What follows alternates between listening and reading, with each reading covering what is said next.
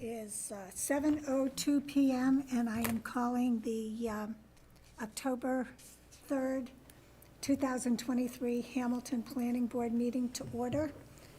The meeting is being recorded, and one can... Recording in progress. Now it's being recorded. So my first order of business, as usual, is roll call. So when I call your name, would you please indicate that you're present? Pat Norton. Present. Jonathan Poor. Jonathan Poor, present. Bill Wheaton. Bill Wheaton, present. Emil Dahlquist. Emil Dahlquist, present. Beth Herr. Present. Rick Mitchell. Present. Matt Hamill. Present. And Marnie Crouch, present. We have several things on our agenda tonight.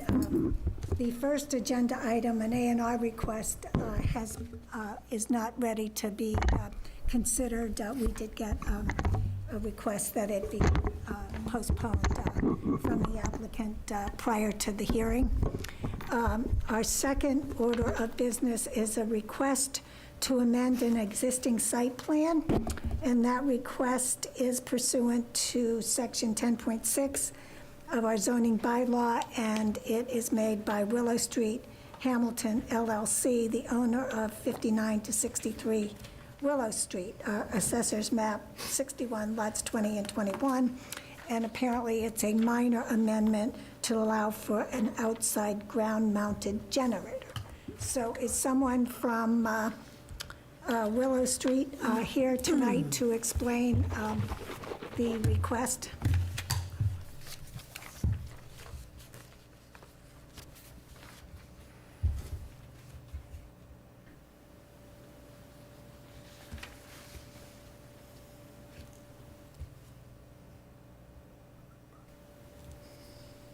Hey, good evening. Can you all hear me? Yes. Thanks for the opportunity to be here tonight. I think Stacy from Accord Food Pantry is also in attendance, and I believe Carol Harlow Carlson is online as well tonight. So just to give you some background, if I may, we more than a year ago, obviously completed the construction of Willow Street Flats, and since then, the building upstairs has been fully occupied, and is running great. And for probably about the last 6 months, we've been working on the commercial space on the ground floor of about 2,400 square feet. We've been working for several years prior to that with the Accord Food Pantry and Treats Cakes and Confections, I think I got that right, Carol, to occupy the ground floor space. We've almost are getting to the end of construction here.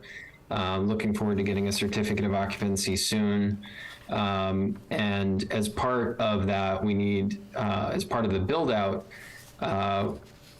Accord and Treats thought it was a good idea to have backup generator power, given some of the power outages in town, for the refrigeration, so that if there is a power outage, the refrigerators will still keep their food cold. So we, with our help, they went out and got some quotes and installed a generator, and it's fully hooked up.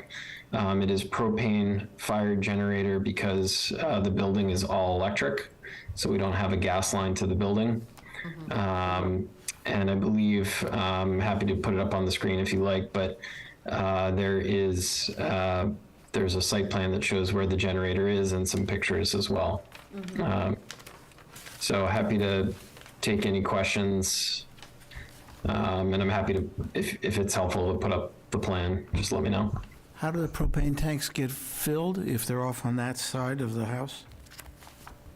Right, usually there's a truck with a big pump and... Yep. So I do believe that they could. It's a good question. I don't have the generator contractor here tonight. Maybe I should have, but he can access it around from our driveway, but he can also obviously access it from the lot that's closest to Accord. Okay, so he's got a long enough tube or pipe. Yep. Okay. Does anyone else have any questions for Mr. Tagore? Yeah, I've a short question. Had you considered an underground tank, given the proximity to the parking lot where the tanks are, but an underground gas storage, propane? To be honest, no, I didn't even know that's an option to put. I don't think it's an option to put propane underground. It is, but It is. It is? It's a leased Okay. building, so what? they don't own, it's a leased building, so I'm not sure they'd invest in a permanent Yeah. utility such as Okay. underground propane. They All don't right. own the property, so. And it has to be a certain distance from the lot line and buildings. Yeah. And I think it's 10 feet from the lot line and 20 feet from the buildings, or I forget what the numbers are. If but it's there's- underground. Could have run It's out. underground, yeah. Could have run out of space then. Well, that sounds right, because I have an underground propane tank, and it is, It can't be on the lot line. no, it's not on the lot line, Yeah. but it's far from the house, too. Yep. So I'm not sure that would work with this site plan. It would I'm also just be in the wondering tree about roots. Protection, but you've got a good tree cover, provided they stay there, the trees. Yeah, we wanted to kind of screen it. There's some landscaping we installed, and then there's some larger landscaping that was already there that we preserved. Yeah. So this is a generator that will only service the first floor? It only services the refrigeration on the first floor. On the first floor? There's no other. Okay. So you just run it once a month to test it, is that right? Once a week. Or once a week, whatever? Yeah, I think they'll run, just to test, and then obviously only when there's a power outage. To be honest, we've lived through, I know there's a reputation for having power outages, but I don't think we had any in the time we've been there, so knock on wood. Yeah. Any further discussion? I'll entertain a motion to allow the request of Willow Street Hamilton LLC to modify their site plan. So moved? Do I have a second? Second. 2 seconds. So when I call your name, please indicate whether you assent. Pat Norton, At Norton, aye? Jonathan Poor, Jonathan Poor, aye. Bill Wheaton, Bill Wheaton, aye. Emil Dahlquist, Emil Dahlquist, aye. Beth Herr, Aye. Rick Mitchell, Aye. and Marnie Crouch, aye. Thank you so much, we appreciate it. Yep, have a good evening. Thanks, you too. At this point, if no board member has any objection, I believe that Dr. Barnes from Gordon Conwell Theological Seminary is present to give us a brief update on what is transpiring up at the college. And if he's here and no one objects, I will take his remarks out of order. Any objection to that? Dr. Barnes?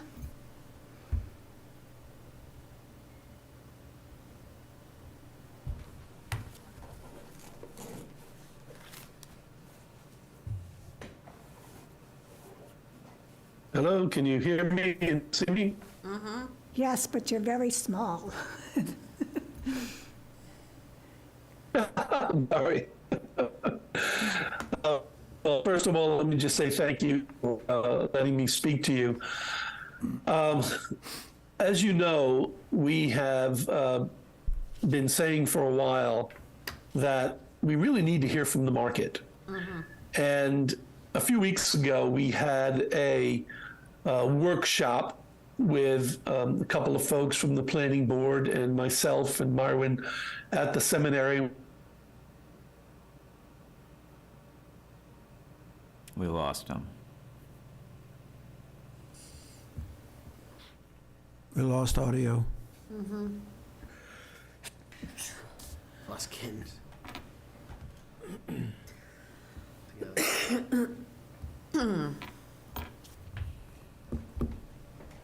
This was pulled. It'll come back to us. Yeah, next time. Am I back? You're back, yes. Oh, this is better. Okay. Okay. A few weeks ago, we had a workshop and it was incredibly productive. And I think there was a real esprit de corps and a desire to find this elusive win-win that we've been talking about for a while. And again, I mentioned that we needed to find out what the market had to say. Well, the market's gotten back to us. And we, of course, have got to get clarification now from really all of the bidders. But we are of the opinion that the desires of the planning board, the desires of the select board, the concerns of the abutters, and the needs of the seminary are all beginning to converge. And we think we're going to be able to come back to you soon and talk about some perhaps minor tweaks to the BHOD that we think would be reflective of those market realities. But at the end of the day, we are really, really hopeful that it's going to be that win-win that we've been hoping for. And I want to say again, I've said before on record, and I said it at the workshop, we are incredibly impressed by the work, especially that Jonathan and Emil have done. Is it the way we would have done it? No. But that doesn't take away from the fact that it was extremely well done. And I think the issues we raised in that meeting were reasonable, and you responded accordingly that you thought they were reasonable. And we just think it's going in the right direction. So I guess we're saying, please watch this space. It doesn't make sense for us to come back in with a red line version of the overlay district because that may become moot. So please watch this space, and we will be in touch soon. Also to let you know that we are in conversations with the select board and the attorneys about the development agreement as well. But again, the development agreement is influenced very much by the overlay district and vice versa. So we're just pressing a hold button on that. But I think this thing is moving in the right direction. We recognize that we aren't going to make the fall meeting. That's unfortunate. But it's much more important that we get this right than we get it fast. And so that's our position at this point. Happy to entertain any questions. Well, I think my fundamental question is we don't have any sense of where precisely you stand with respect to the Browns Hill Overlay District. And I say that because there's been some discussion of a presentation of the status of the Browns Hill Overlay District at the fall town meeting. And whether that goes forward or not is in some respects dependent on more concrete information from the seminary as to whether there will be another party involved in the development of this site in a month or so.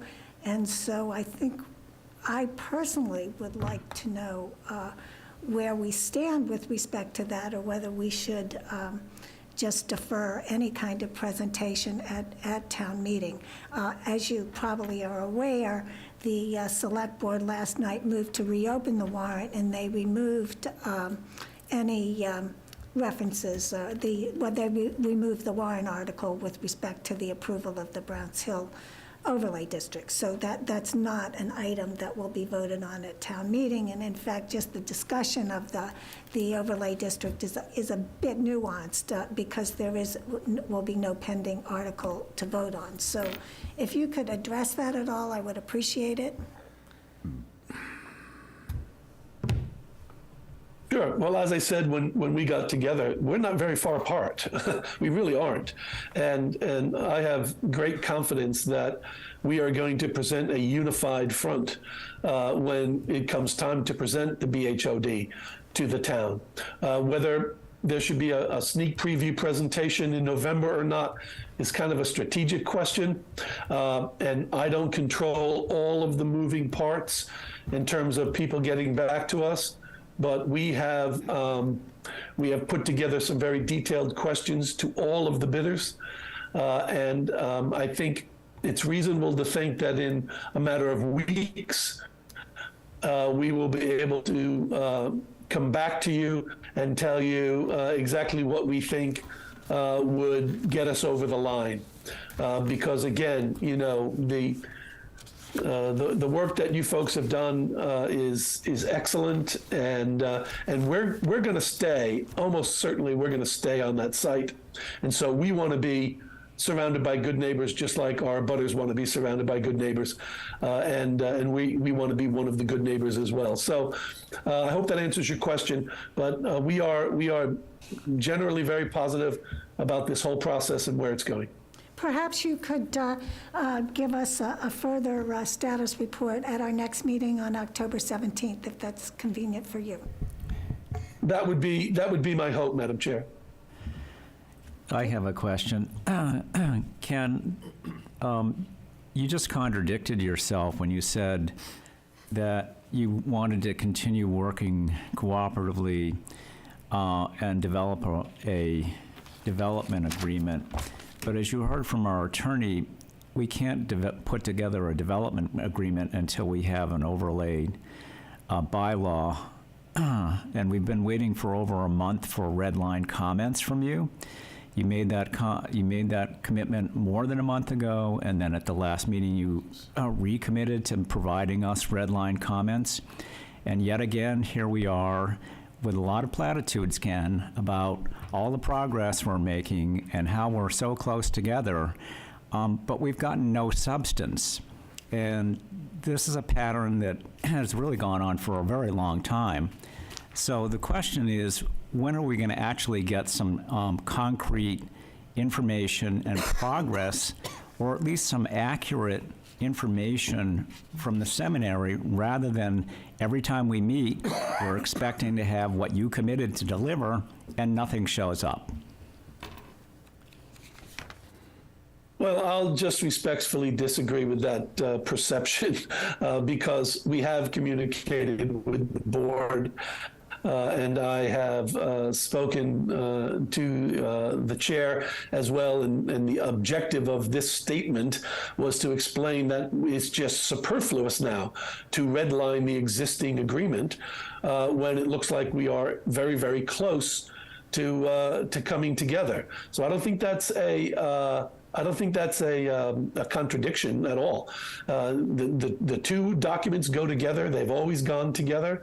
It's a little bit of a chicken and an egg situation, but when we met in the workshop, I think it's fair to say, and Emil, Jonathan, Marnie, feel free to add anything if you like, but we all kind of looked at each other and said, "Wow, we're not very far apart," and we aren't. And so it's not a platitude. It's a recognition of the fact that everyone's done a hard job here. And so now we're in a situation where we can come back on the 17th with a lot more detail, and that should make it much easier for everybody going forward. And what will that detail encompass that you can actually commit to and that we can actually count on you delivering? Well, I can't answer that in detail right now because I'm still waiting for clarification from the market. But based on what we're seeing, I think we're going to be able to speak to you about the very important issue of where we would probably like to stay on the campus and where we think the best opportunities for sensitive development are and in consistent terms with the ethos, if you will, of the development of the bylaw. So from your impression of what's going on your side of the fence, would it be advantageous for the planning board to preview for town meeting members the elements of the Browns Hill Overlay District? I'm sorry, you're saying the question of whether or not there should be the presentation at the meeting in November? Well, I'm trying to get some clarity. On one hand, you're saying we're very close and the elements should be consistent to the kind of development that you're envisioning. On the other hand, you're saying it's moot. It may be moot. So we're the ones that have been doing all the work on this. I said project. redlining the existing. I said redlining the existing agreement would be moot, because there's so much congruence now, that it's, it would be moot to send you what we would have sent you a month ago. Because as we've said all along, we wanted to see what the market had to say. And so it's, I can sense the frustration, Rick, on your part, and I wish that I had control of all the moving parts, but I don't. But you're going to have to trust me when I tell you it's moving in the right direction. So you've got no opinion as to whether we should present the elements of the Browns Hill Overlay District to town meeting, because it may in fact be a guiding document in whatever it is that you come up with.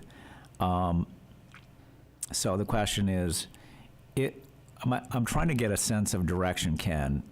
What little you can give us, is it going to be so radically different that the Browns Hill Overlay District is going to have to be amended significantly or jettisoned? Or is it going to parallel very closely and therefore make a presentation by the planning board to town's meeting people irrelevant to the actual document that we may end up with? No, I'm generally agnostic about a presentation at the November meeting, although my gut tells me it could potentially do more harm than good, since there's going to be public meetings by law prior to the finalization of what is presented. So my gut tells me it's probably better to just, if it's off the docket, then it's off the docket, and let's present to the public at a proper public meeting specific to the BHOD after we've come back to you and said, okay, this is what we think. If you tweaked this and tweaked that, it looks to me like we have a deal and everybody wins. That's a much better position to be in, and so that would be my direction. You're looking for direction, that would be my suggestion, but it's your call. You can decide what you want to present, what you don't want to present. But we will do our best to come back to you at the next meeting with concrete suggestions for how we can respect the major points of what you're trying to do with this overlay district, and protect the things you're trying to protect, and respect the wishes of the neighbors, etc. So let's let this process. We're very close. Let's let the process continue as it is for a couple more weeks, and then you can decide whether or not you want to do something on the at the town meeting. Well, Dr. Barnes, I get the sense that you have interested parties who are looking at portions of the site, and I understand probably that you're hoping to get some type of potential agreements lined up, so that will maybe affect how the development agreement is negotiated. But I also get the sense that the fundamental structure of the overlay district is not going to be perturbed in any substantive way. Am I correct in that regard? I think you're right. I think the general structure of what you've put together, we are of the opinion at this point that we think we can make it work for everybody. The details, of course, we have details we have to talk about, and we might come back and propose another illustrative plan, for instance. But generally speaking, I think you're going to be pleasantly surprised at how amenable we are to the ethos of the overlay district. Do any other board members have any questions for Dr. Nope. Barnes? I suggest we just wait. Well, wait. So maybe we'll have clarity on October 17th. So thank you for coming this evening, and we'll see you in 2 weeks. Thank you very much. Bye-bye. You're welcome. Bye. So now we can turn to stormwater management. So the first thing I want to report to everyone is that I attended the Select Board meeting last evening. It was a joint meeting with the FinCom, and the Select Board voted unanimously to recommend approval of the revised stormwater management bylaw. And the FinCom, although it has not officially voted, did express the view that it would be recommending adoption of the revised bylaw as well. And the other aspect of what transpired last night was that the view that the revised bylaw, not a red line version of the old bylaw, will be attached to the warrant. And it would be helpful for the planning board to come up with a document, a one-page document if possible, that can be handed out at town meeting that summarizes the significant changes to the stormwater management bylaw. So I think as part of your package, I did send it around, so maybe it's part of this package. It was, There's a two-page insert yeah, it of was the changes. two-page. It's in there. Yes, and so I thought that's a good starting point. I'd like to reduce it to one page. I don't know that the actual legal language that's part of the bylaw that needs to be in that, but if I could have a volunteer to work with me, volunteer or two to work with me to just see what we could come up with for bullet points. I can help. Sure. And, we can I think we can circulate our comments. I don't think since this is something that we're not voting on, I don't think it has the same characteristics of, like the overlay district. It's not, it's really just a summary of the contents. So maybe we could, Matt, if you could get me, your ideas, we could circulate it, and then certainly on the 17th, we'll have to really talk about it. But there's one thing that I omitted in my significant amendments, and that was the deletion of a provision in the bylaw that said that if the planning board did not act, then the permit would be approved. And I'm really glad that was taken out, because that kind of approval by default is really, could lead to some bad results. So, but if anybody had any other bullet points, just looking at that right now, you could, in reviewing it, did anyone see anything that I missed? I think it's an excellent piece that you did here, stating exactly what's changed. I'd really like to keep this whole thing Yeah. at 2 pages. Do you think it's too It feels too very long? concise, even though it is It 2 does, yeah. pages. Yeah, I don't think it's, The only thing that you could do format-wise is maybe there's a way to compress the second page somehow, but it's very clear the way it's set up. So, I could reduce the font size even more. I wouldn't do that. But I think no matter what you do, it's not going to fit on one page. Right, right. And like I say, I think it's very clear and very concise, so I'm not sure how much you can pare it down without losing content. Okay, well, if everybody's. And that's just an opinion, but Yeah, no, and I think that this is really the gist of our changes are in Section 4 and Section 12. So I think I might add that one provision about removing the approval by default, and then maybe just leave it. But so, Matt, if you have any suggestions, let's pass them by me, and then at our next meeting, we can formally adopt a document, if not this one, something similar. Okay, so moving on to the bylaw itself. I have to apologize. I know I sent you a memo and a version of the stormwater management bylaw, but today, I actually sat down and read this document, which is not a murder mystery, and it's not, you know, a book that's going to be awarded the Man Booker Prize, so it doesn't draw me in the way those types of things might, but I sat down and I read every line. And so just generally what I did is I read this document for consistency.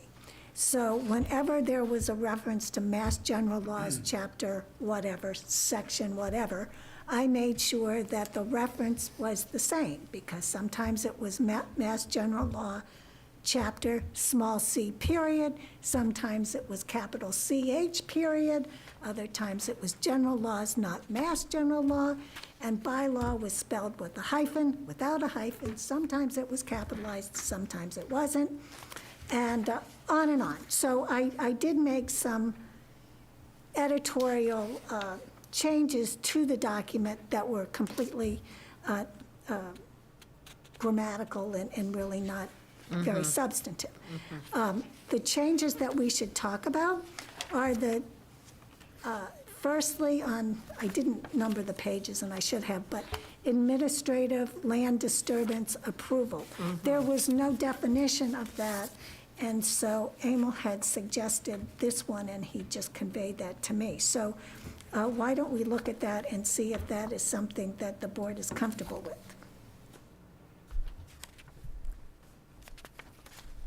Absolutely. Good, okay.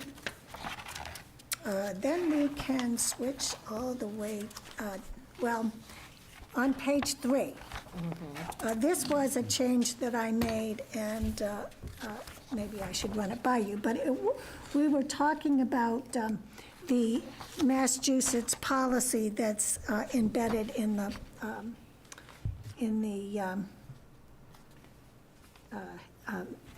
I think the handbook. But I said the policy addresses, among other things. I didn't want it to be limiting. So if anybody, that change is in red, if anybody has a problem with that. I'm sorry, what page are we on? 3. Three at the top. They're Has not some red numbered. letters at the top. Yeah, it's red letters at the top.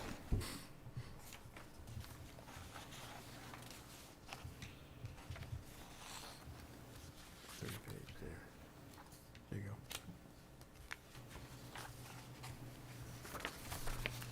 No, I'm fine with that, too. I think that's, Okay, on page 4, Emil is still working on slope. Beat that horse to death. So, this gets awfully close to math, and as a lawyer, I defer to the experts. So, I have no problem with this. I think it's clearer. which one, the blue one? The blue one, yes. The difference is, between the two, basically, is that when you measure distance, you have to measure it perpendicular to the contours, not at an angle to the contours, otherwise your slope changes. And I was missing in the first definition, but it appears here, and I think this is a much more accurate one.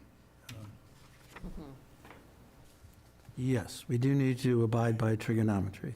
Yes, It's the direction that water flows. which actually is geometry. perpendicular to that.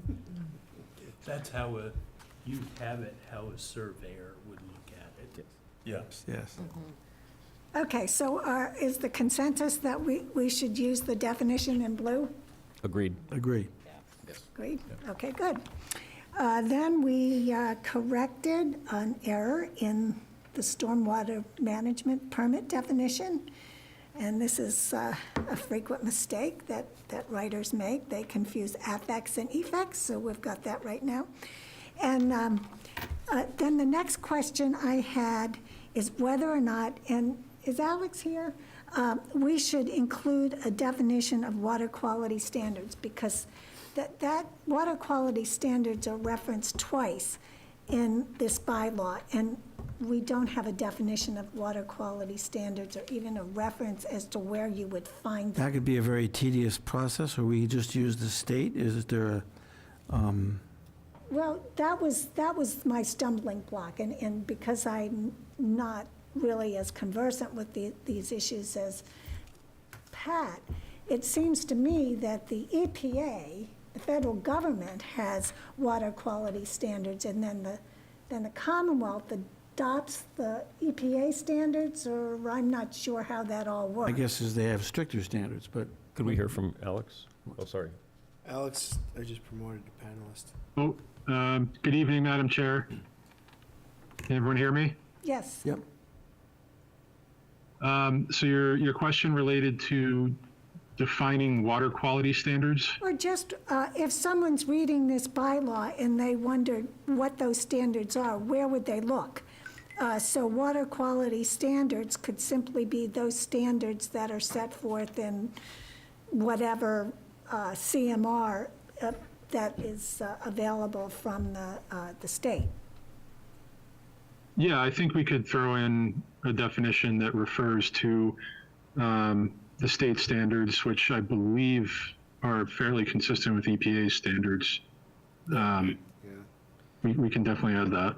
It's water Right. quality certification regulations, and it's in the Massachusetts Stormwater Handbook. Oh, okay. It's referred Could we to just there. say according to the Massachusetts Stormwater Handbook? That would Yeah, if probably- you Wouldn't just that give cover it? me the language for that to plug in, water quality standards, those standards can be found at. Yeah, That's all we need. yep, that's easy. Yeah. So you could, then, there were several times we talked about administrative approval, and we just added administrative land disturbance approval at that point. And then in, this is, I believe, page 5, section 4C, 2. So we're talking about any land disturbance that is more than 5,000 square feet of land with a slope equal to. And then the next phrase, it had square foot if the lot has a slope, and I just changed it so that the language is consistent throughout. Square feet of land with a slope, I should say of land here. We can never stop. Of land. So I have a question on number 1. Okay. And we should have periods after feet. Maybe before you finish 2, before we go to 1, is there an extra word here? More is used twice in the last sentence. The 21,780 square feet with more a slope equal to. So if you delete the more, it would be with a slope equal to or greater than 10%. Yes. Yeah, and you might want to put of land after the square feet, Right. just like you just did. Yeah, 780 land. okay.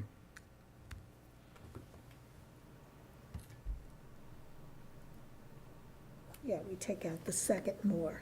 Correct. Yes, okay. And add periods after feet.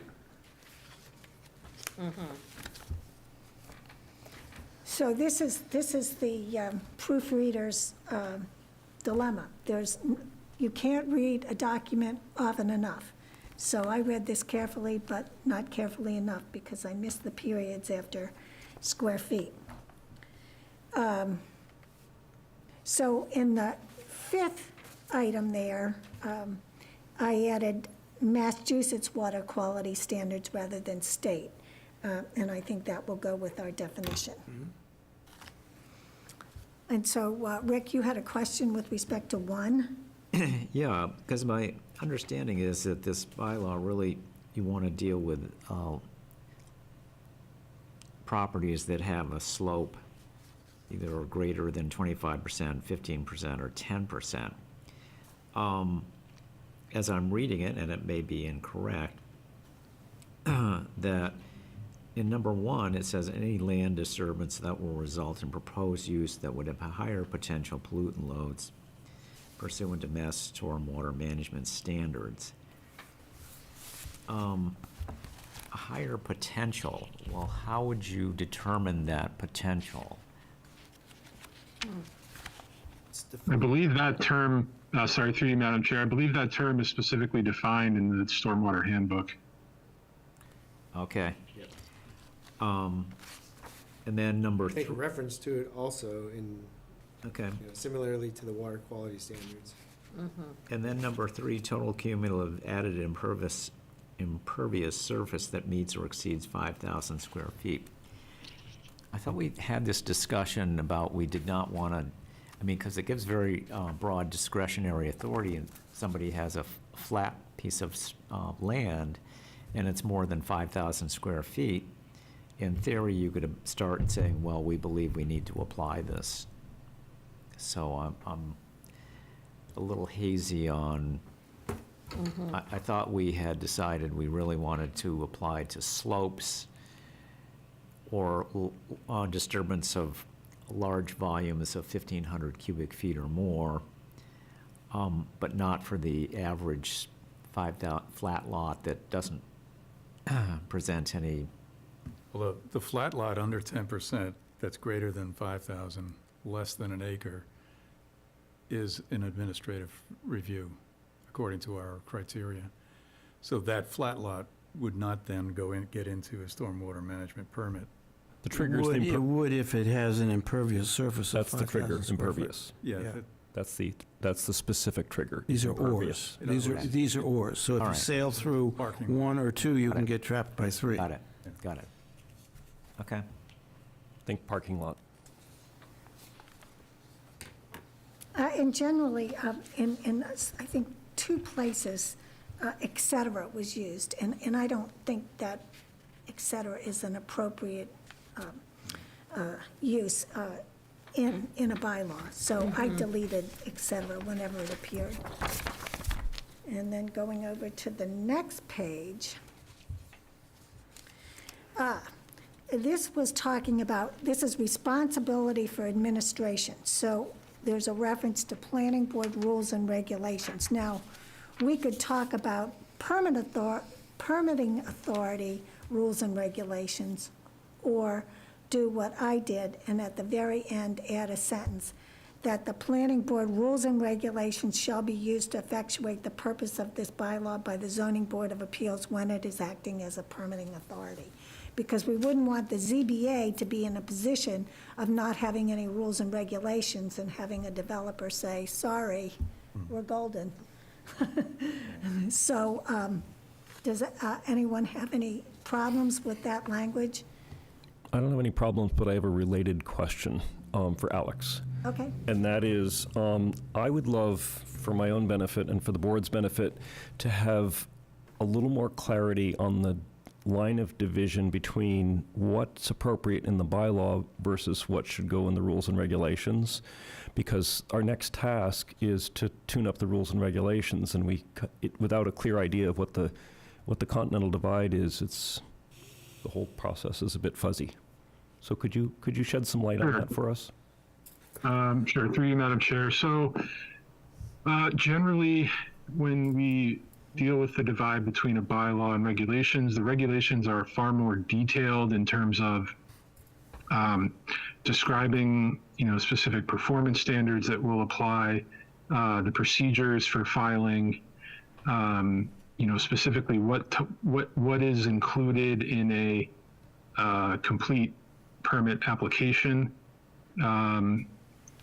and performance standards in terms of what types of, if there are specific parts of the stormwater handbook that you want to clearly reference, you can incorporate those. But those are sort of all the technical requirements will go in the regs versus the bylaw is more establishing the backbone, if you will, and the regulations will fill in the body of the requirements for an application and the board's review. So another way of saying it might be that it's an elaboration of what's already in the bylaw, and you want to be careful not to add something into the rules and regulations that's not somehow outlined in the bylaw. Would that be a safe statement?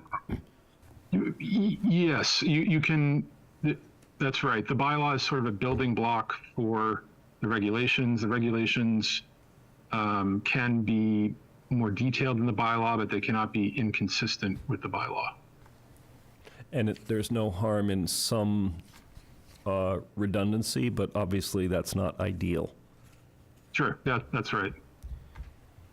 I can tell you, Jonathan, my goal with the rules and regs would be to create a form where you would fill out and it would be very clear in which category your project falls within.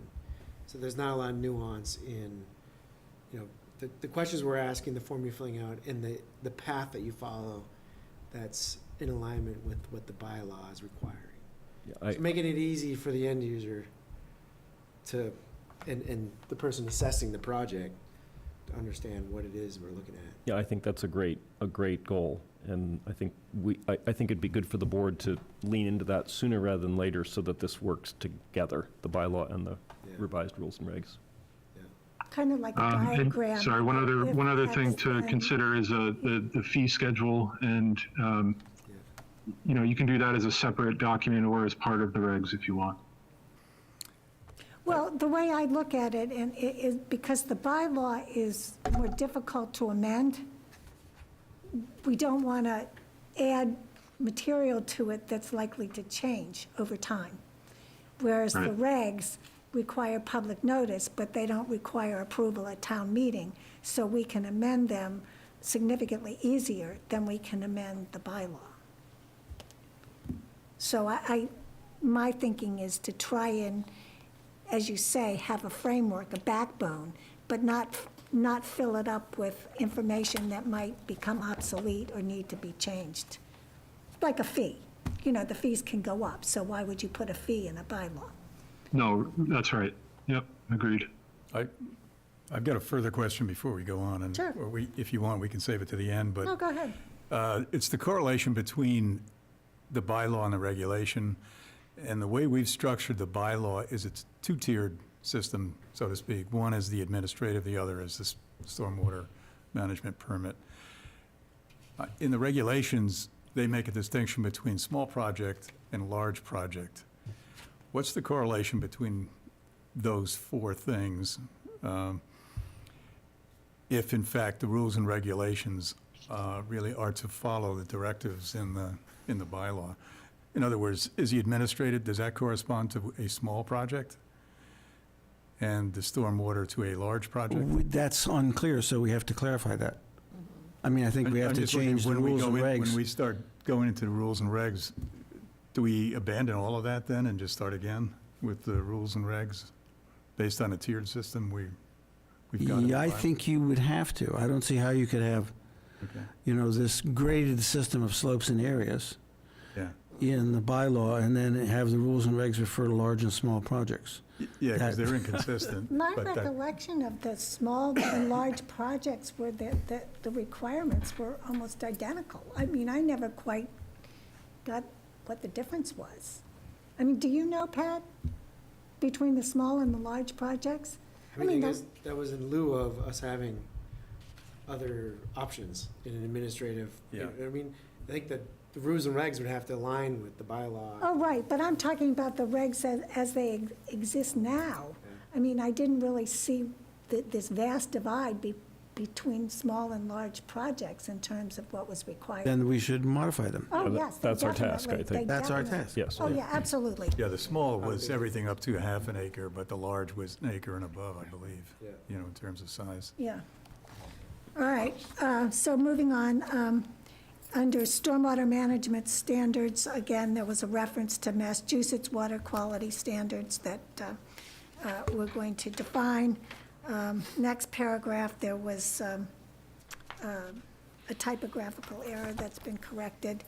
And then this, section 6 is a little, this requires some consideration. So there was nothing in the bylaw about what would have to be submitted if you were requesting a land disturbance review.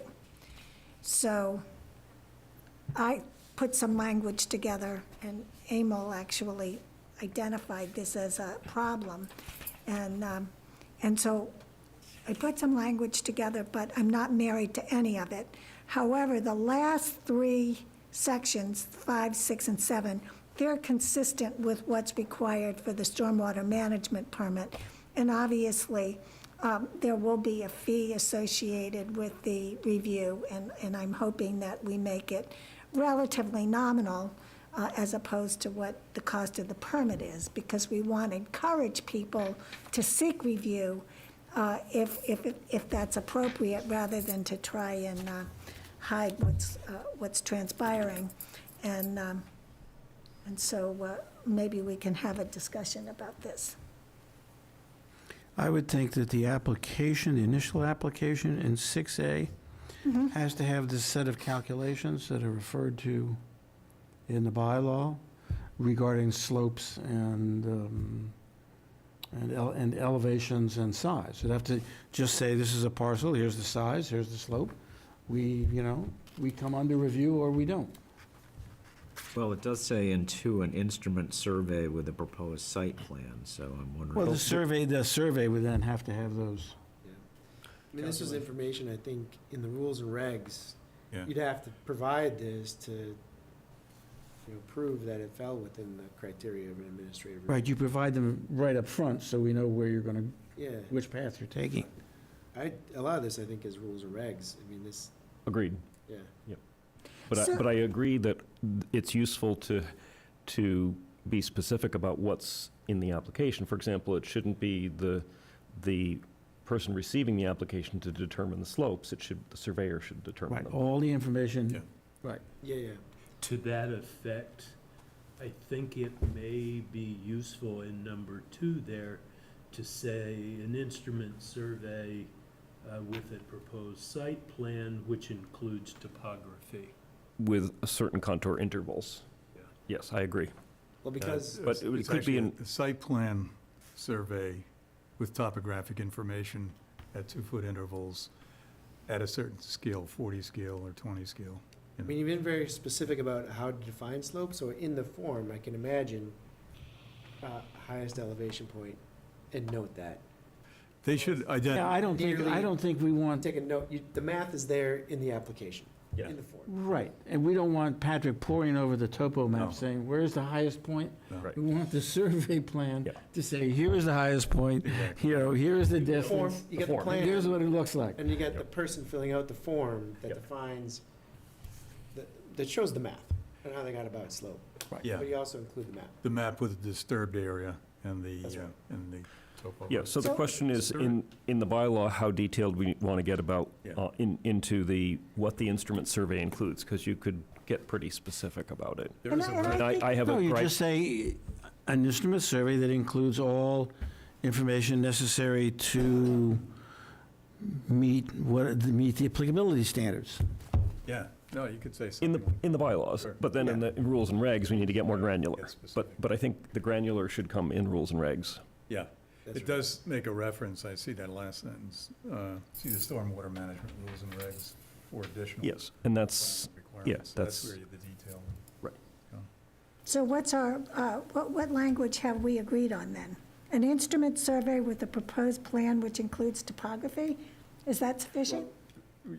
I like Or what Bill said, I think, Which special includes information to- All information as required by the applicability standards in Yeah.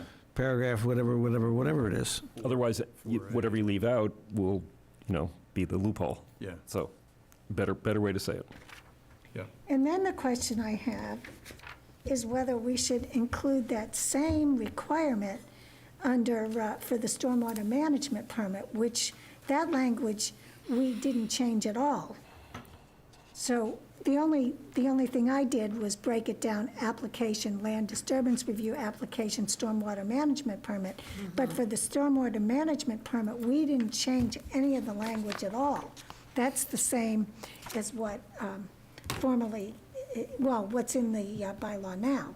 So we could add the same requirement, an instrument survey with a proposed site plan which includes all information required by section 4.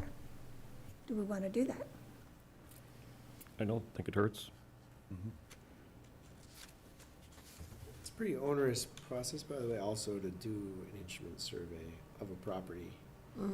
So the administrative review of a property that's gonna have 5,000 square foot of disturbance is most single-family homes. If you take in consideration Right.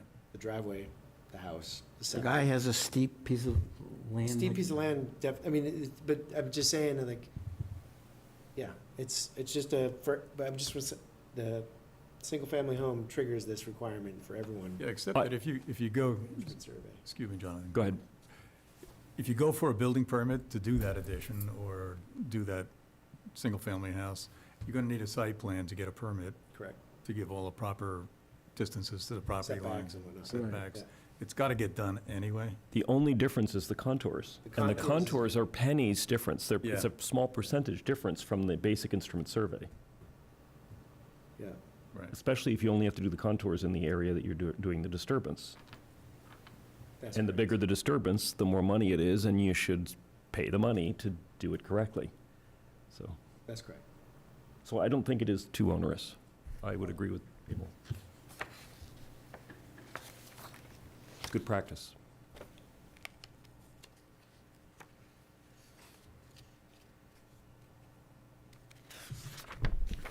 Okay. So we'll add that instrument survey requirement to stormwater management permits too.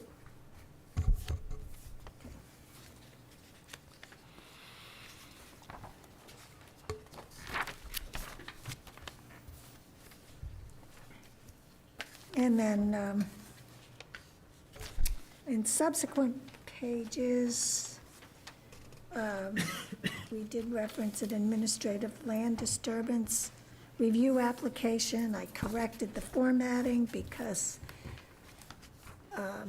Word has a mind of its own, as we probably all know, and likes to adjust your outline for its benefit, not ours, all the time.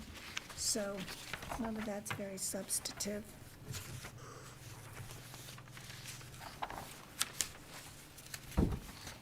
Oh, I know, in the enforcement, I took out the reference to appeals. I deleted that whole section because that subsection rather, because in section 6,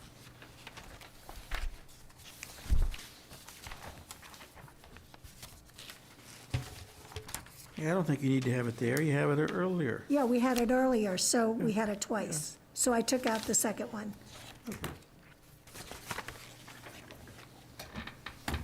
Yes. It was 6J, so I took it out in 12. And then I have to adjust the lettering. E, F becomes E.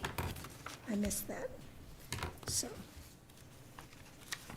that's it. So did anybody else find anything?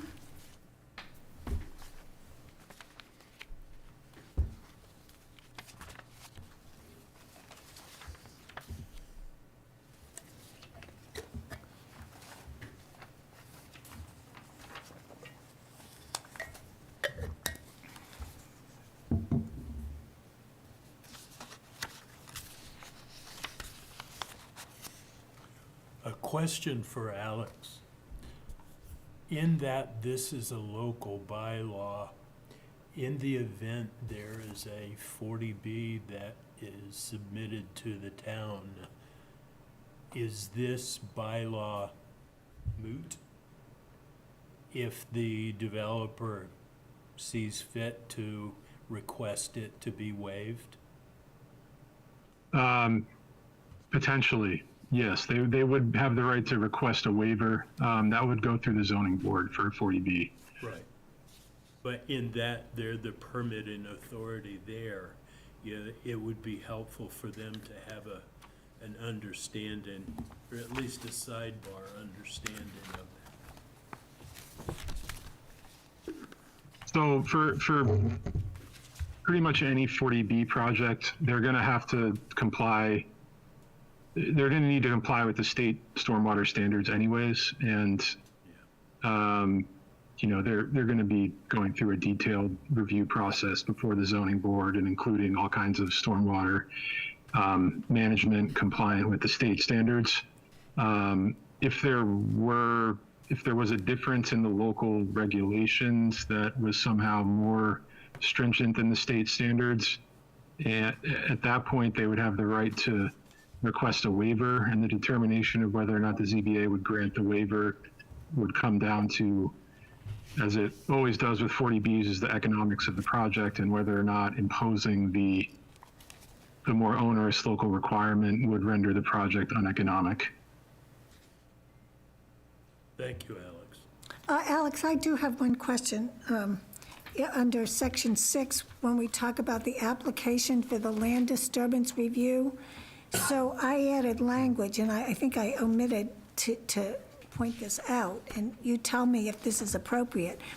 I noted that subsections D and F are inapplicable to administrative land disturbance review, and D is public hearing.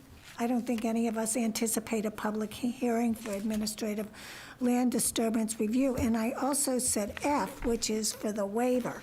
And I don't know that we would want to have a waiver for administrative land disturbance review, because that's essentially a determination that you do or do not need to file an application for a special permit.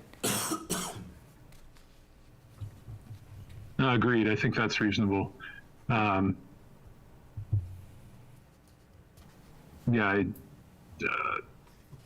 I don't see a scenario where, or why it would make sense for someone to request. I mean, the administrative review process is itself sort of a waiver of the requirement of the broader stormwater management permit. So I think that change is fine with me, Madam Chair.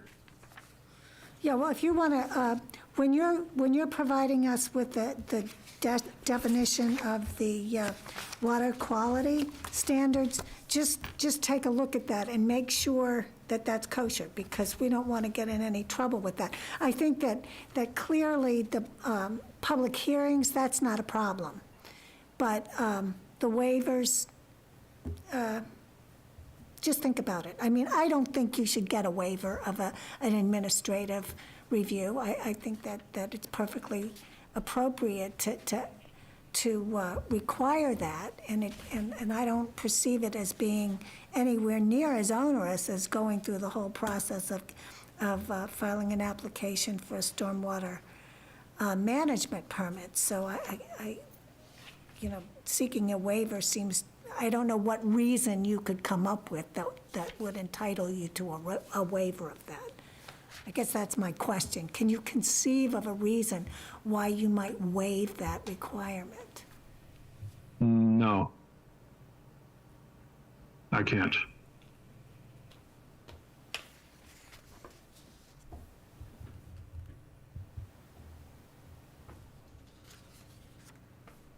Okay, so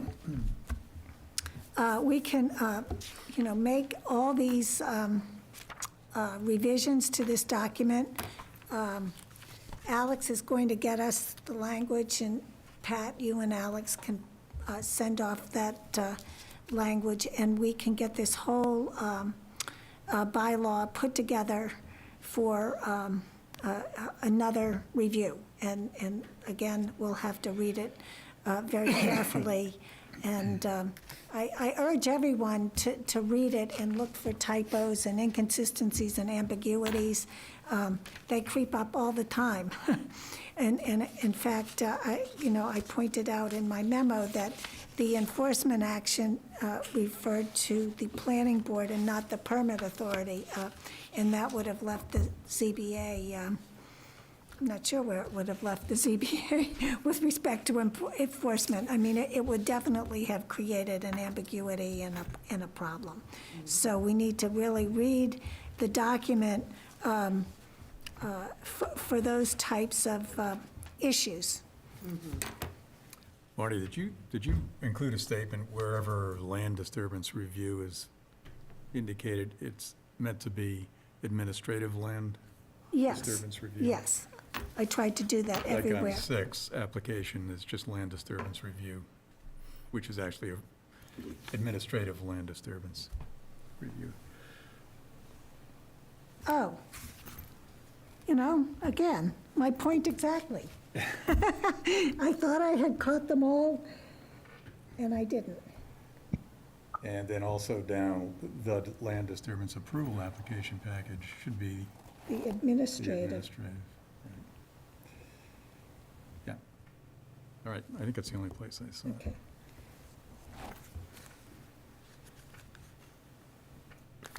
I will go through and do find, and I should be able to pull up all the instances where that's referred to.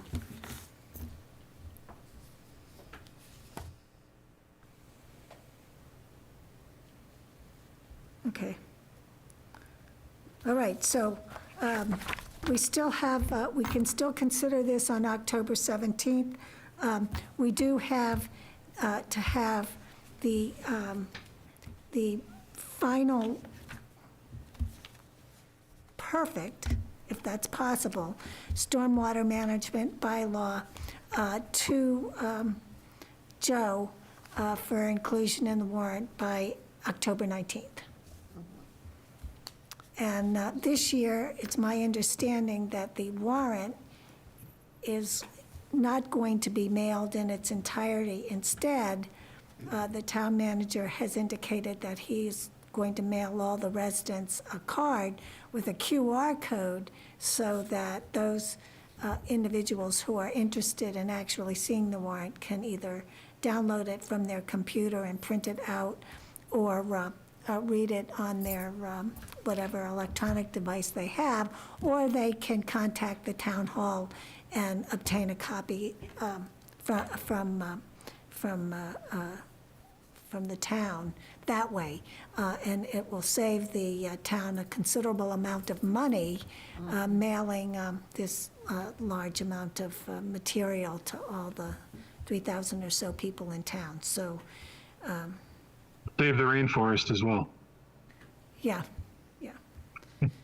Okay, so I think, unless anybody has any more comments, do we think we're in good shape? Yeah. Yeah. Okay.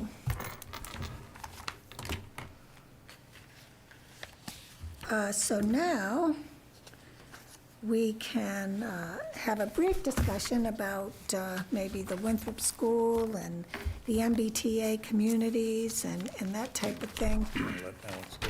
Oh, Alex, yes, if you have other activities this evening that are more appealing than staying on and for the remainder of our agenda. Thank you for your input.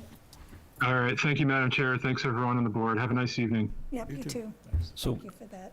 That was- Madam Chair, apropos of the next piece of the agenda, I have a couple of items I'd like to share and potentially some ideas Sure. around some other activities. Yeah. So I had the opportunity to attend Wenham's Iron Rail Committee's public, they had 2 public meetings. One I watched on Zoom, the other one I attended in person, and they're investigating the highest and best use of the Iron Rail property, which is 72 acres. And they've hired a consultant, and they're sort of going through a parallel process that we went through with the consultants on Gordon Conwell. So that was just interesting to participate in and watch. And they did bring up things like life sciences, and they were curious what we were up to with Gordon Conwell. So, and they were told by the consultant that the market is soft. But that's not the point here. The point here was that what was very interesting was the public meeting was pretty fully attended by all of the other boards. So there was a tremendous amount of shared information and collaboration in this meeting. And I think that's something that we have been sort of lacking on this board is connection to some of the other boards. So that's just first an observation. And when I served on many of the boards in Gloucester, I always liked to promote, and I encouraged others to promote, that sort of cross-pollination between boards and communication. So that then segues into the next thought, which is we have the MBTA initiative in front of us, and both Wenham and Hamilton face, the same kind of exhortation from the state. And I wondered if it would be at all interesting or fruitful to have a either formal or informal conversation with the Wenham Planning Board on some of these subjects. And, it could even overlap into, some of the Winthrop School discussions and how the two downtowns relate to each other and whether there's any sort of synergy in the MBTA process. Well, I actually think that's an excellent idea because I've been thinking about the form-based code initiative, and I'm also thinking about the MBTA communities. And I've been reading a lot about the MBTA communities today. And I read the Attorney General's advisory letter, and I note that at one point in the act itself, 3 funding sources were identified as ones that would be withheld for those communities that didn't adopt this new zoning district. But the number of funding sources has now been expanded, and they're considerably more and might have more impacts on the town of Hamilton. And the other thing that the Attorney General in her advisory letter indicated that despite those that stick approach, there was also the potential for a civil enforcement action, and so that there's that threat as well, that a town could be forced to adopt this this district. And so for the most part, my understanding is communities are going forward and trying to do their best to think about how this would work in their town. And I think there are only 4 communities statewide that have said no, they're not doing it. So we're a bit on the hook then. So it occurs to me there is nothing in the legislation that precludes a form-based code being integrated into this MBTA as of right multifamily use district. And the law has been modified, or actually not the law itself, but the information that the state has sent to towns that does provide that there can be commercial use on the first floor if that's integral to the health and walkability in the town. That has advantages. It also disadvantage because of the number of multifamily dwelling units that's required. But the one thing I did find, and I printed it out because it is a recognition of reality, I think. And this was from some type of a program that was put on by the Commonwealth. But it's titled Important Clarifications. So it says Section 3 and the compliance guidelines do not require that multifamily housing be built. Compliance is based on zoning that meets standards. So that's a recognition that even if we had such a district in Hamilton, there's only so many areas where it could actually be built. I mean, our downtown is pretty much built out with single-family housing. So that's one aspect. The compliance guidelines do not compel communities to design nor pay for new infrastructure to accommodate future multifamily development in a 3A district. It does not mean that districts have to have uniform density. Sub-districts can have areas of higher and lower density as long as the entire district area averages 15 units per acre. the 5-0. law does not supersede the Wetlands Protection Act or Title V, but it also does not allow municipalities to get a waiver or an exemption from the requirements. So that's just food for thought. Where was But that from? it was from a presentation. It's available on the mass.gov website. But I think the real It important. seems to be a lot less dogmatic than we had thought. Well, but nonetheless, the stick is you have to adopt this as of right zoning district that allows for a density of 15 dwelling units per acre. Or else you lose money. You lose Yes. access to money. You lose access to money. And you may be What this zoning is really about Hold on. is making the imposition on communities that they have to zone a by right ability for developers that are willing to go to the level of complexity that it takes to do the kind of site that's within a half a mile of a T district or a T station. And, you know, same thing with the septic system. You know, I had specifically asked the state if they'd give us some ability to push back on density based on the septic requirements, because we have basically no sanitary system here whatsoever. And they said, no, we're not going to do that. We're going to depend on the developers to utilize creativity in technology that addresses that.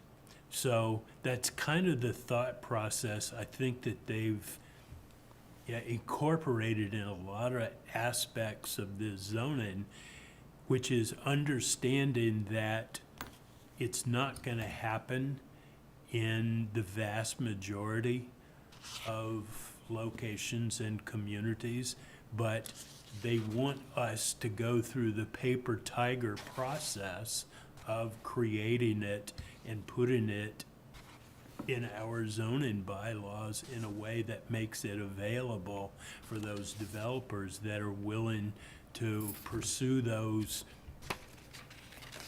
niche opportunities based on the sites that they would have the ability to acquire, which I think this is really, you know, a very contrived approach.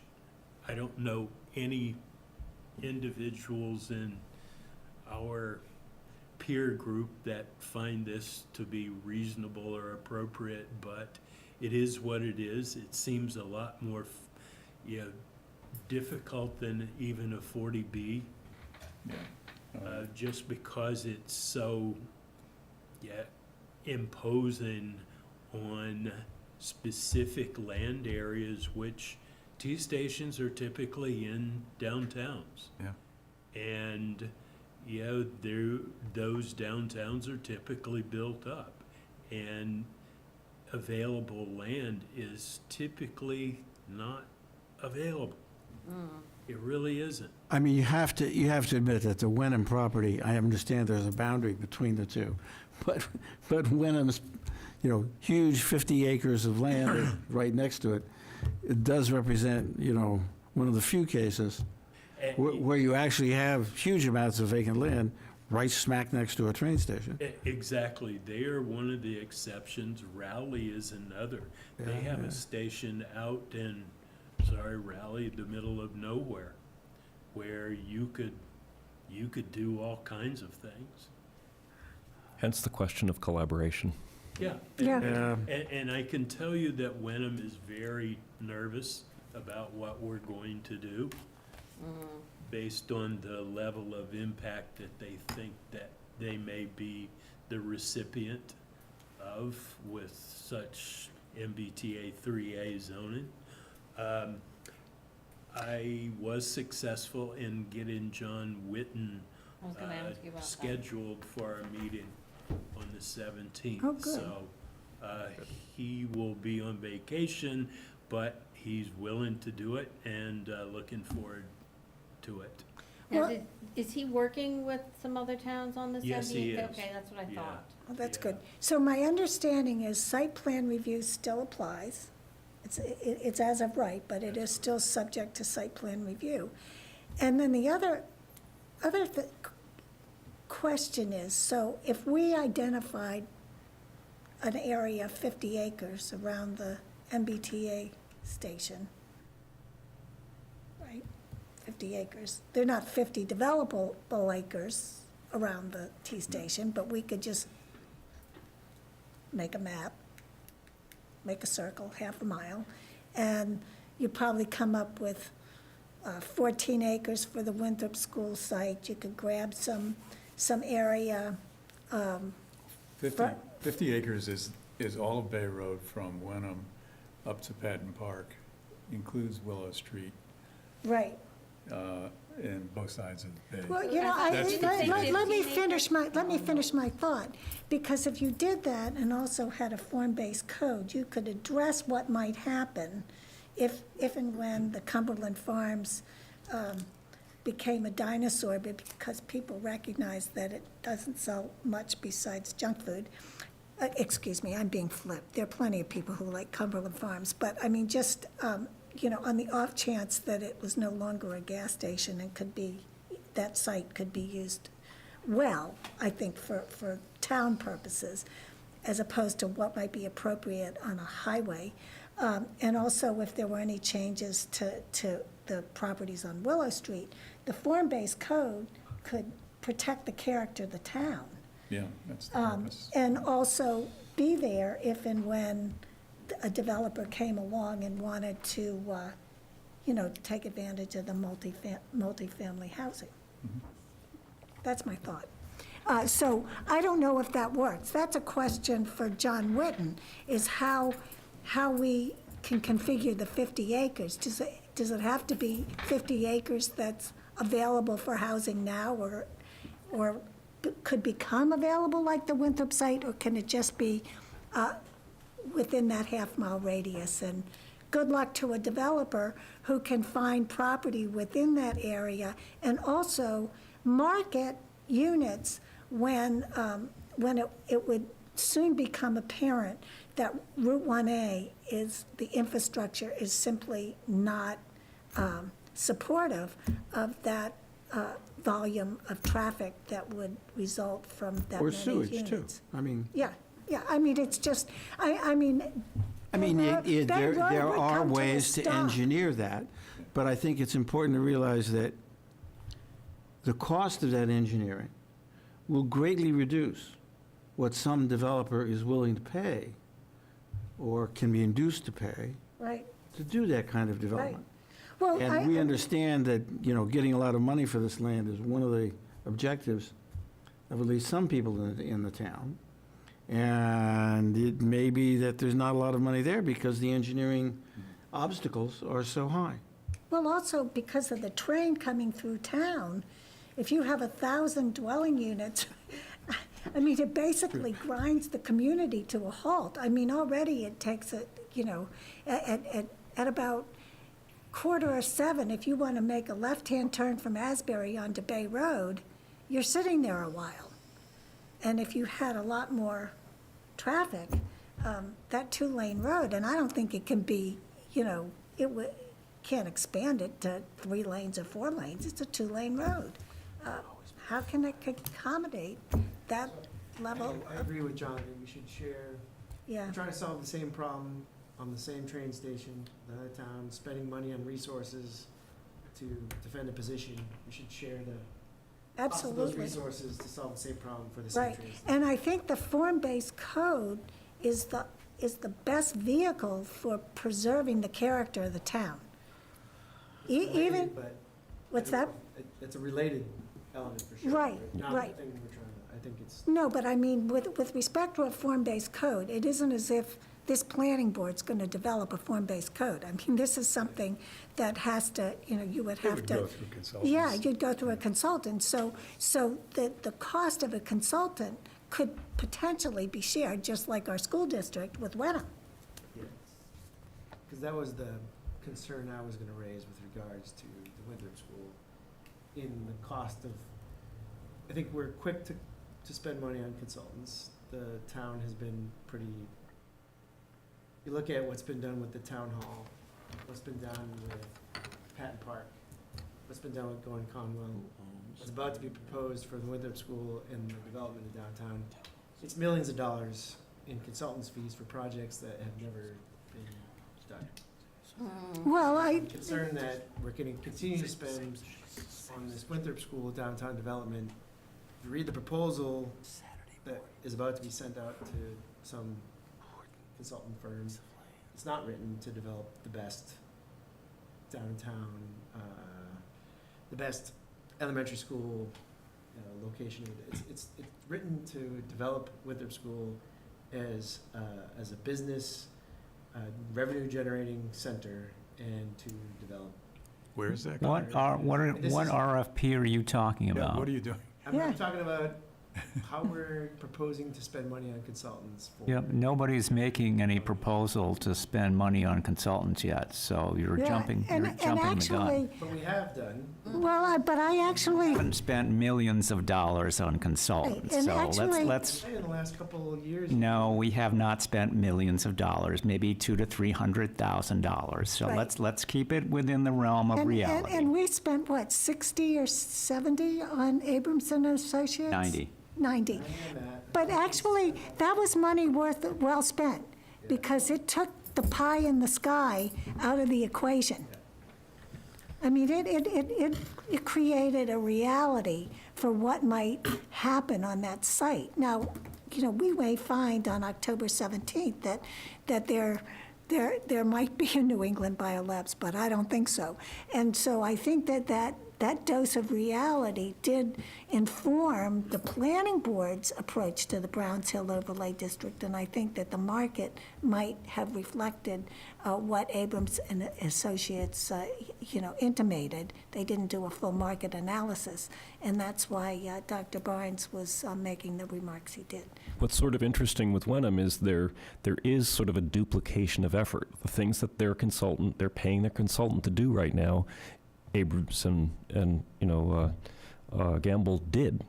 So combining efforts with consultants would definitely The be issue on streamlined. Iron Rail is very similar to Browns Yes, Hill. they're doing the same yeah. thing. They're doing the just same thing. duplicating. They're duplicating.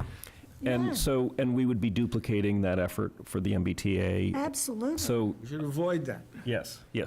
And the other thing, going back to the consultants for Gordon Conwell, is they did create a springboard for the planning board to do their own work. So there's an economy in that. In other words, you pay a little bit and then you leverage that, and the town really got a lot more value out of that effort than the dollars they put into it, because the planning board was then able to leverage it. So that's all. Yeah, I mean, you can argue that sometimes consultants don't actually produce what one hopes, but sometimes they do. The key in a good RFP is to avoid that. Right. I was just gonna say, if the town chose to do it this way, you'd take the Winthrop School campus and you'd create an RFP that requires all the design, all of the consultant, all of the use determination to be incumbent on the developer as part of their proposals. That way, all of that responsibility is off of us, and they have to focus based on the zoning that we impose on that property. Well, are you talking a form-based code approach, or just? Whatever design or development approaches that the town wanted to impose on the future development of that property, you could put it within an RFP that you put basically out for proposals for developers to react to, and then you pick the one that you want the most. Perfect example is property in Davis Square where Harvard Community Health Program went. They were the winner of a development RFP based on about 4 acres of property that is next door to the MBTA station there. Work perfectly. Well, I think a town has to go through its own exercise, really, Yeah. to do this. This is so key, because you have to deal, in my opinion, from, not on 14 acres, and then look at the next 14 acres, and then the next 14 acres.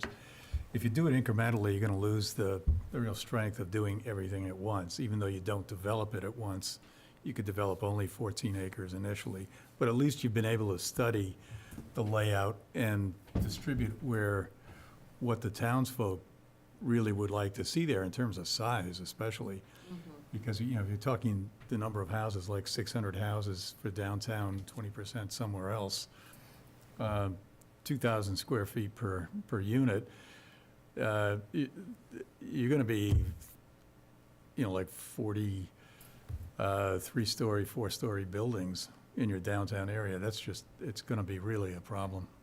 I think you have to consider, you have to demonstrate what's doable to me, and whether you like it, or whether the town would actually put up with it, because these are kind of nebulous numbers now. I bet you if you start figuring out 15 units per acre, that's a lot of density. And in a place like Hamilton, it's gonna drastically change the downtown with that. I mean, I'm not saying you can't do it, but the buildings have to be pushed in the back. If you're gonna go up 4 stories, they have to be partially hidden, get smaller buildings up front. I mean, a developer's not gonna do that. He's just not gonna do it. So you're hoping you get 3 developers submitting a proposal, and the town says, well, we like A, or we like C. That's a shot in the dark, and I think it's a long shot. And it isn't like an urban area doing a section in their downtown, because where it's pretty established. This is a chance for Hamilton to really establish its downtown in a way that it would like to. Not too big, not too small. To me, that pre-programming is how you orchestrate what the town really wants out of the developer. And, you know, when you start thinking about 14 acres and you apportion it, X amount of open space, X amount of building, Y amount of parking, pedestrian access, et cetera, not that much. You know, there's another issue. I mean, we're not going to change the state mines overnight, but the whole plan, the whole concept at the state level is based on what may actually become a very antiquated model of how a metropolitan area works, which is you have, you know, this huge dense core and all these people living out in the burbs, commuting in long distances by rail or bus or car or whatever, and in an era from work from home, and there's changes afoot. And I would hate to see cities and towns, including ours, go through these hoops to try and, you know, assist the commuting into Boston, which is getting more and more rare. And I mean, I'm just not sure that's a model of metropolitan areas that's going to work. And Right. so before we, you know, jump into the fire here, you know, maybe we should just push this off as long as we can and let cooler heads think a little bit more about whether you want to keep a model of a metropolitan area where hundreds and thousands of people crowd onto subways and trains and all go into work. You know, office vacancy in Boston is incredibly high. All sorts of restaurants and have completely lost their daytime business. Oh, yeah. Oh, yeah. Stores are closing. Why do we want to, you know, assist I mean, that's the purpose of this whole plan, is to try and make it easier for people to crowd into trains and get into Boston. I think, though, what you could do is you could sort of marry both things without compromising either one. By looking at the downtown as a whole instead of just the Winthrop School, Hamilton consists of a lot of funny leftover interstitial spaces between buildings and uses and at intersections. And if you look at it piece by piece, you're going to be leaving all that interstitial space on the table. if you look at it as a whole, you'll be looking at it as a holistic puzzle. You'll probably wring more usable space out of it. You won't leave dollars, not just aesthetics or cohesiveness, you won't leave dollars on the table and potential cohesive development by looking at it as a whole. You don't have to execute it as a whole, but looking at it and analyzing it as a whole. And then by analyzing it as a whole, you're by default checking the box that the state wants you to check. If you do a more cohesive form-based code that encourages smart density, not just mindless, rushed density. Right, and that plays into the whole notion that I read, that there can be sub-districts with lower density and other districts with higher densities, so long as you get the 15 dwelling units per acre. So it's not every acre has to have 15 dwelling units, it's the average. So yes, when you say there are these interstitial spaces, perhaps those spaces can come into play for multifamily housing in some way or other. And it may be that the MBTA parking lot has some space, because I haven't actually looked at it lately to see how many cars are there, but it's a pretty big space, and It's pretty empty, isn't it? well, during COVID, you'd maybe see a couple of cars. There was nothing there during COVID. Nothing. So- Ridership was down to 10% of what it was before. But the last time I was in Boston, it was shocking. It was shocking. It was shocking. So to me. again, you don't need to execute the entire downtown plan as one phase. But you need You to look at do it as a the whole. analysis as one puzzle. It's There's not also 10 There's also puzzles. this sort of irony that, the more commercial development you have, hey, if you do bring some biotech company into downtown Hamilton, what you're going to be doing is changing the commuting pattern, too. Rather than people going out of Hamilton into Boston every morning, they're going to be able to live where they work and work where they live, which, from a transportation point of view, is actually really good. Yeah. Gets rid of a lot of travel. Right. And so at the same time, we're looking, that goes counter to the idea of, having the downtown rail area be a commuter hub, right? But it can still fit into the bigger picture of, live, work where you live, live where you work. It yes, still but can that's fit into all- the but picture, that's it's a- not the driver. It's not the driver. That's right. Yes. So, and that's what I'm promoting here, is that you're looking at the whole picture, what Emil's saying and what you're saying. Well, it's just the same thing that we talked about with Gordon Conwell Theological Seminary. We said, let's not look at this piecemeal. Let's look at the whole site and try and figure out how the whole site should work, instead of just saying, okay, we'll do an overlay district for the apartments and only the apartments. We reacted poorly to that. So, yes, we may not be able to do everything all at once, but we need to look at everything all at once. I mean, that's the only way you can prevent making, some mistakes. And I can't, I use Cumberland Farms just as an example, but that particular parcel, had it been used in a different way, like for 40R housing, it could really have help integrate the downtown. It was a gateway parcel, but there's other gateway parcels. Right, And I but think I'm looking just at it saying- as a whole, you'll see that Cumberland Farms isn't the only missed opportunity there, Right, that but we there's don't many other want to things. miss, we don't want to Exactly, miss that's the point. opportunity. That's There's the point. many other opportunities that could be exactly- missed in piecemeal development. That's exactly my point. We don't want to, make that same mistake with having the gas station and the parking lot right there on the road, that really disinvites pedestrian traffic along Bay Road right there. So I think we're saying the same thing two different ways. So I think we can move on, and since we're so close with respect to our stormwater management bylaw, I don't think at our next meeting we'll need to allocate more than maybe a half an hour or so to that document, so we can continue these discussions. And I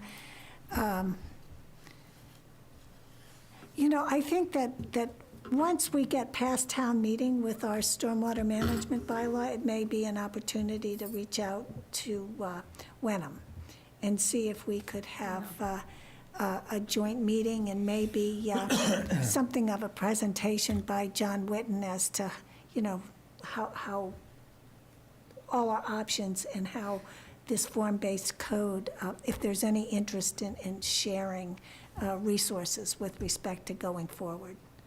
I think it could be interesting. I want to start with an informal meeting, like just the chairs, Yeah. the chair. Find out what the level of interest is on the part of Wenham, Right. and what would be important things for both towns to. Do they have a planning director there in Wenham, Patrick? They have a planning manager. Her name is Margaret Hoffman. She's part-time.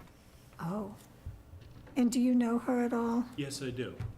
I'd be happy to ask if the board would like to have a joint meeting with their planning board. Informal, just a Sure. discussion. Okay. We have shared interests.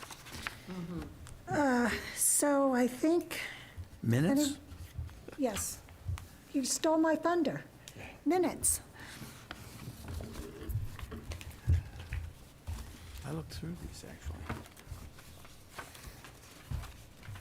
For Jonathan, nobody gets your name spelled correct. Shall we start with July 11th?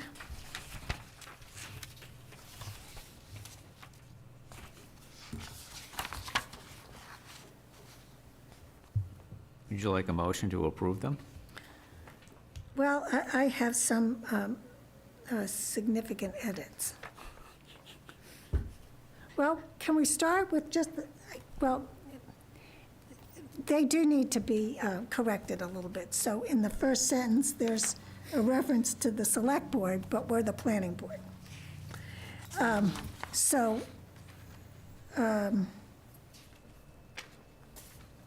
Do you want to correct, wait until you've had a chance to review and correct them?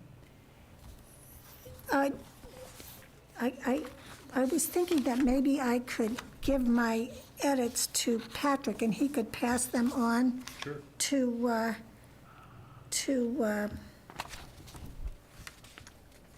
I'm sorry, I apologize, I don't have her name at my, Jennifer? yeah, Jennifer. And then we could, once she's reviewed these, we could consider them at our next meeting. Sounds like a plan. Yeah. Did anybody else have any major corrections? Looks like I should change the spelling of my name. Oh, yeah, I picked that up. And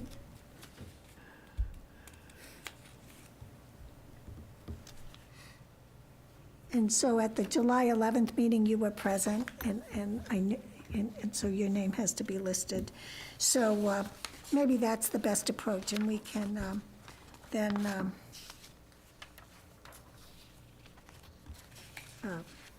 consider them at our next meeting. Did anyone else have any edits?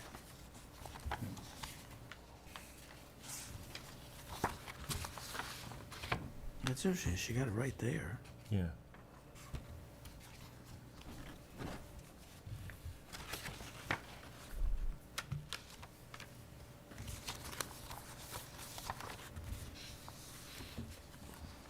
So I think she got it right here. Oh, too. Go ahead, it's a I'm glad, section. it just occurred to me. I do have one question. This is board business. So if you all may recall, when I was on the Affordable Housing Trust, I asked the planning board if they had any objection to the Affordable Housing Trust reviewing the inclusionary housing bylaw, because there were the two provisions of the bylaw where we had to get opinions from town council as to the interpretation of that bylaw. So I asked the Affordable Housing Trust if they would be interested in taking a crack at revising the inclusionary housing bylaw, and we actually looked at inclusionary housing bylaws from other towns. And so that initiative didn't have a lot of legs, but now Jamie Knudsen is chair, and I reached out to him and I asked him how that initiative was progressing, and so he came back and he responded that he wanted to know whether or not the Affordable Housing Trust should really look at the entire bylaw and make proposed revisions, or just address the two specific provisions where town council had to opine. And I think that the latter approach is probably better, just address those two issues where there was some ambiguity and leave it at that. And then they could, make a recommendation to the planning board, and we could consider that. And if warranted, that could be something that could be brought before town meeting in the spring. So does anybody have any interest in amending the entire bylaw, maybe in one form or another, or just addressing the issues that caused us the consternation during the special permit process for 133 Essex?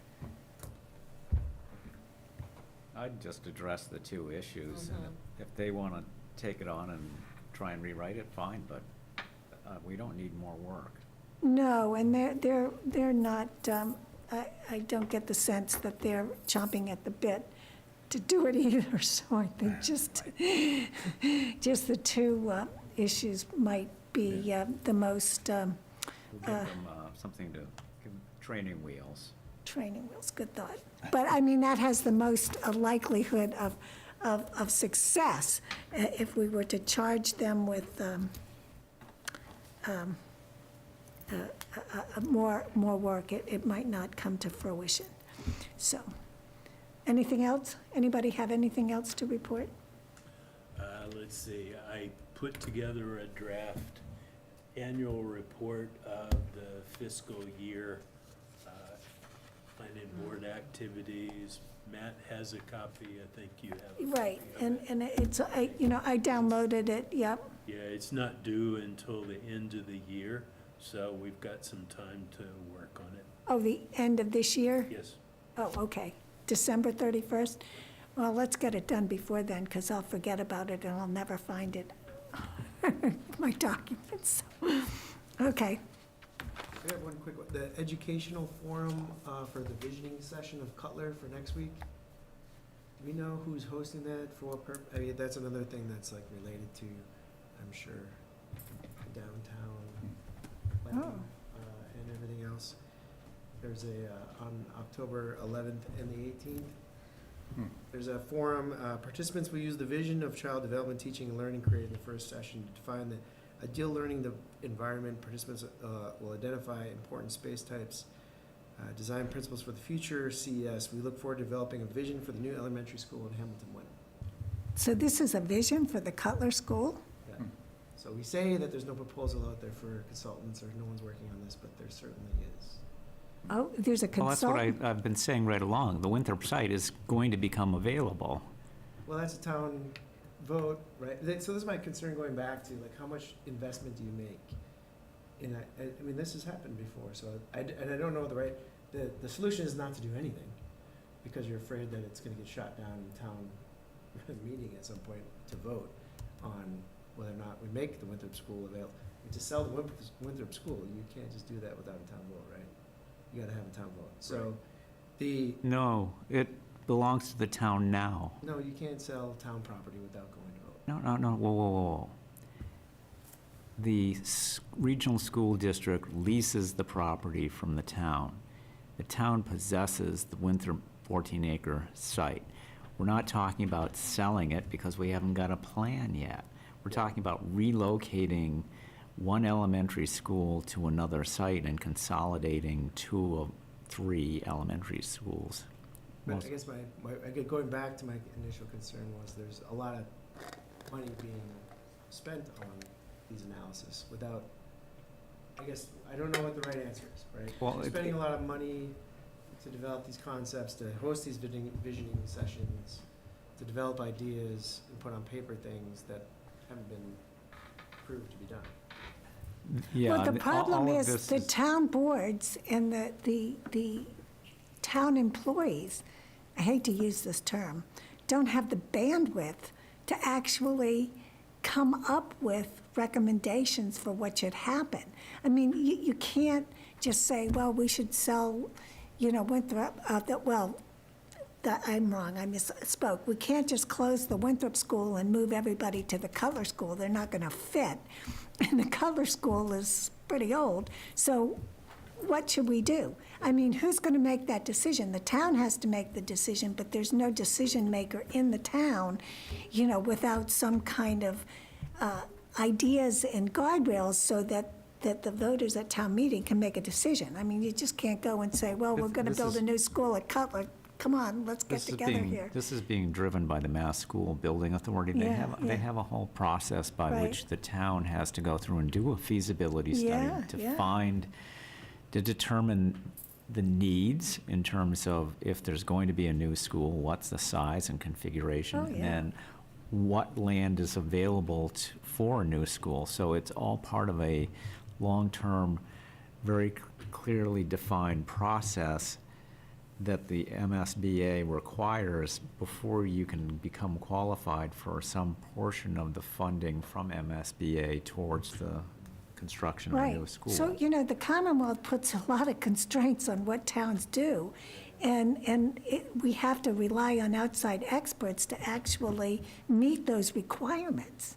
They're very specific and wouldn't you say, difficult to achieve. Prescriptive. It's a very prescriptive process. Yeah, It was a broader comment, but I guess I just wanted to make this board aware that there is a visioning session. It's going to be And where is it? 2. where is it? Is it at the Cutler What School? are the dates? October 11th, and there's sessions you can sign up for between 8 and 3. And the second one is on the 18th of October. The sessions you can sign up from 8 to 5. All day, I huh? believe, I actually don't even know where it is. Where is it? Is this on the school website? It's, I don't know, I got an email. It must be on the regional school website. Yeah, I'll forward it to Patrick and Martin. You guys can send it along. Whatever it is. So it doesn't sound like it's a joint thing, it would be individual people talking, if it's 8 to 3? Or you can just drop in? Yeah. Yeah, it's unclear to me. It's probably Okay. drop in, just Yeah. to register your opinions. It's a full day session, but you can Visual. drop in and Okay. you fill out kind of give Yeah. your little hint of your Questionnaire. ideas in the questionnaire, and then you go there, and I'm sure there's more. Does anyone have any idea of how many students would then end up at the Cutler School? I mean, what the ratio of students at Winthrop is to Cutler? Yeah, I've been asking a lot of these kind of questions, and how many students walk to Winthrop versus walk to Cutler, and how many ever, there's a lot of these kind of questions floating around, but, the Winthrop enrollment, I believe, is higher than Cutler, it's a bigger school. Yeah, I think you're right. I think Winthrop's about 300. 325, maybe. My understanding is somewhat that the preference is to use, modify, rebuild, whatever, Cutler, as opposed to Winthrop, because some people feel that the Winthrop School is a gold mine for land development, and that will pay, at least some portion of the non-state funded expense to expand, build, modify, whatever is going on at Cutler. So this is driven, again, by, I think the choice of school is driven not by sort of educational concerns, but it's driven more by the fact that the opportunity cost of Winthrop is very high and Cutler is sort of ordinary land. And whether that's true or not is another question, but I think that's what's motivating a lot of this discussion rather than sort of the educational issues around one school as opposed to another.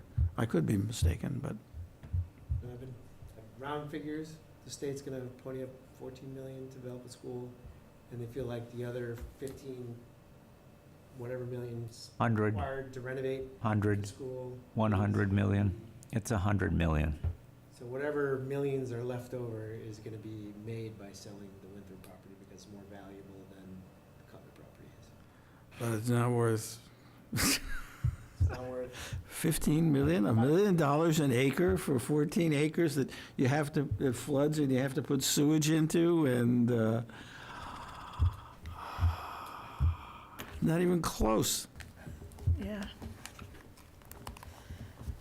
Okay, well, does anyone have any further business maybe business that we can actually do something about? Yeah. Motion to adjourn. That was what I was hoping you'd say. Do I have a second? Second. Okay, so when I call your name, please indicate that you assent to this well-timed motion. Pat Norton? Jonathan Poor? Jonathan Poor, aye. Bill Whedon? Bill Whedon, aye. Emil Dahlquist? Dahlquist, aye. Beth Herr? Aye. Rick Mitchell? Aye. And Marnie Crouch, aye. We're adjourned. You're going to try and keep that mouth.